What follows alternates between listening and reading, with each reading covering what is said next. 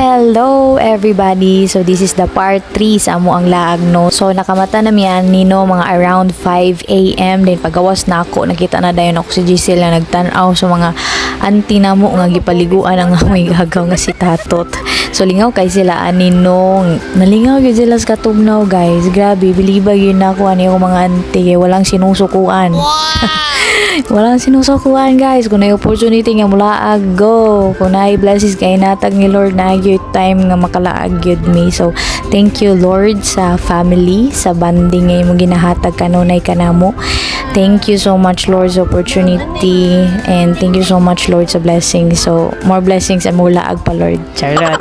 So mo ni siya no naabot na din mi sa Punta Isla Lake Resort. Yes. So mo ni siyang katong naay floating restaurant bitaw. So nagpa-picture sa dayon mi I help me mag-settle down.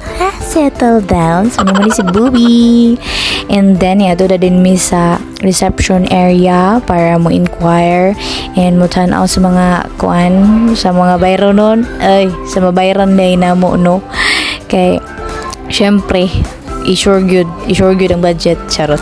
So nanaog na dayon mi no kay gi-direct naman dayon mi nila nga naog sa dari then makita ang mga ilang mga souvenirs and unsa ka spacious ang ilang area. So dari nga side mo ni siya ang kuan nila murag na restaurant dari nga part and then makita na dayon ang view sa lake. So panaog na dayon mino. Then here din si Mother Bells nagpa-video, nagpa-picture, yes. Para na yun try ka ng remembrance ani nga laag. So pak, post mother post. Smile mother smile. So naog na dayon ko. Automatic. So nagpa-picture po sila auntie ug uncle no din diri din ang uncle Dodong. Nagpa-picture din siya sa iyahang bahay ko. Lingaw kay si uncle taon. And then akong manghod dayon akong gipicturean syempre supportive at tita ana gyud na smile dia introvert. So nagbakli na din may padulong sa waiting area no. So kita na gyud kayo ang view sa lake nila and very nindot kayo kay nagit sila mga lively water lilies, right? Water lilies lagi na. So mo na siya nindot kayo din na put sila mga artificial nga mga dagko and here na dayon mi nagwait. So si Giselle o si Gian nagsakay din lag bao-bao. Wow, na shock me naday bao-bao no naglisod pa mig baklay pa naog but it's okay. Exercise na pud to kay walking pud ba yata. Walking insert ang walking. And then nag-order na dayon sila og food dayon nakita na dayon na mga pabalik na dayon ng isa ka floating restaurant. So padulong na gyud siya no hapit na pero duha na sila moabot ang last mo ay amo ang masakyan. So si Bobby da dayon nangita na din siya food. So ipapainom na din siya ni Ate Gars pero gisungog-sungog pag gyud siya. And then ni gawas ang ilahang fountain sa ilahang kuan sa mani artificial nga lilies. So na-miss na po ko ana bisan tuog na apod mi fountain sa Bukidnon no di ba ignorante lang yun ko. So narin akong gwapa nga igaga si Jezebel.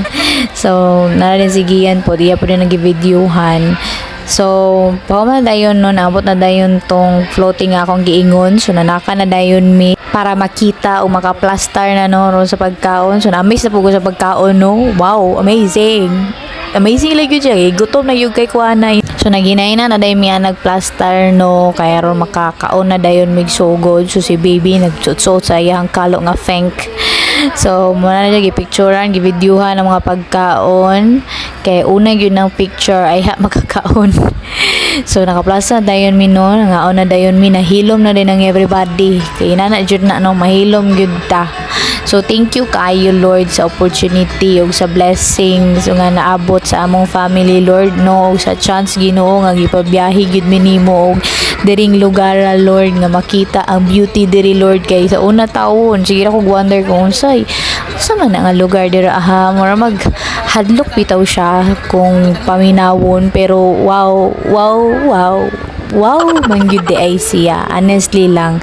So para sa kuan no nabitin ko gamay ani nga trip kay murag there's more to explore pa gyud sa ilahang lugar no pero lagi work is life pod so manarbaho ta so kani relax ang sa gyud no kay ina na gyud ang kinabuhi mo relax sa gyud then work na pod magpaka stress na pod so mura na siya. So human na yun, may human naman ming pangaon, no? So muna din yung mga everybody nagkanya-kanya nagyudugtiwa silang mga pagkaon kay after na dayon ani no na ay mag-perform. Yes, looking forward sa mag-perform. And then, kita na din na ninyo kung kinsa ang mga performer ani nga panahon na. So, muna yung mga video taking, picture taking. So, yes, muna na yung performer si Uncle Gayo. So, very nalingaw yun siya no, sa mo ang trip. So, nakasayaw yun taon si Uncle niya. Sabayan pag yun ni Tato, tamo ang kuan, entertainer sa mong family. Nga very good boy na yun Gayo. Kay, oh, si sayo, nagyan na siya. Kay mga yun, hindi na siya 20. Mura yun na iya. So, muna mo ang kinakusgang Tatot, no? So, oh, very talented. Yun is si Tatot na mo.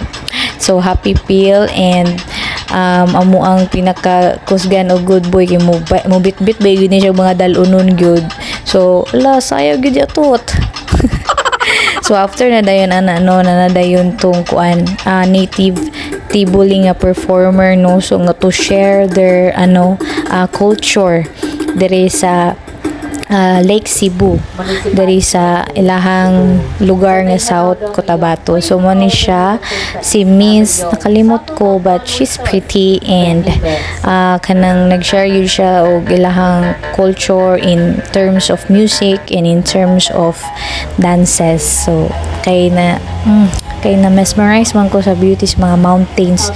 So video lang yapon ko, hala, video sa mountains. So tinuod yun na nang ginaingon ni sa akong favorite vlogger no si Gio o nga dili gyud ma-justify sa camera or sa mga recordings ang kanindot sa nature, kundi ang imo lang yung mga mata ang maka-justify. So laag kung naay panahon, laag kung naay mo abot nga gamay nga blessings, laag kung hatagan kag opportunity ni Lord to explore His creation. So kanina nga part no nga nag-introduce na siya sa ilahang kanang dance.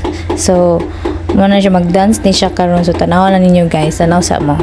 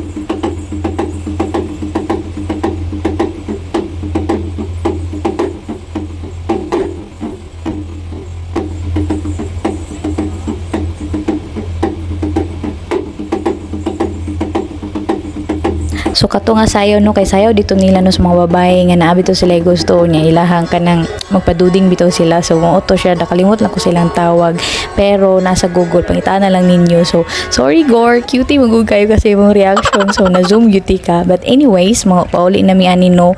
So pasaka na pud mi pagawas, so go for the saka kay ron manguli na mi. So yes, pauli na gid mi ani no. So nilabay mi ani, so video na pod kay talagsara baya gyud ta makalabay ani. So maora to siya guys. Thank you for watching. Bye!